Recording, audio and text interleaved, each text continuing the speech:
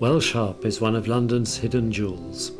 170 hectares of metropolitan open space surrounding a large reservoir which was originally constructed to top up the Grand Union Canal.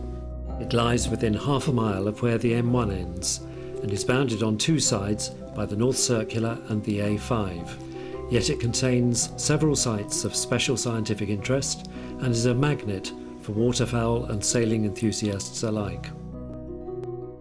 In one corner of the open space, there is an environmental education centre run by Brent Council and an invaluable resource for schools in the borough to introduce children at first hand to the wonders of the natural world. One of the buildings at the centre, originally a chapel, had been lying unused, but in 2008 the council agreed to give a 10-year lease on the building to Energy Solutions for use as their offices. Energy Solutions is a local not-for-profit organisation dedicated to providing information and advice about the sustainable use of energy to households, businesses and the public sector.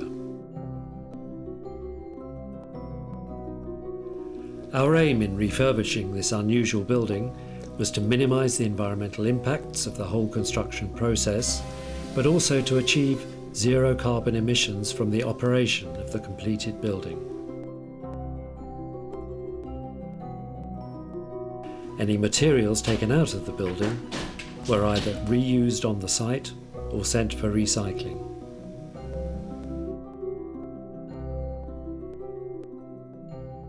Half of the concrete ground floor had to be replaced because of structural cracking, and this gave us the opportunity to add plenty of insulation below the new slab.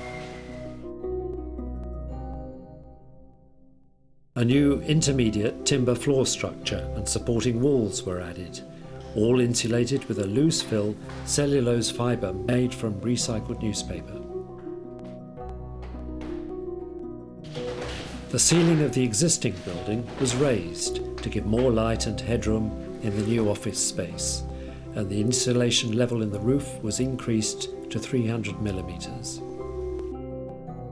All the main windows of the building had secondary glazing added using Pilkington's low emissivity K glass, and the glazing on the front of the building was replaced with 5-wall polycarbonate sheeting, which loses as little energy as the best double glazing, but also limits solar gain and is vandal resistant.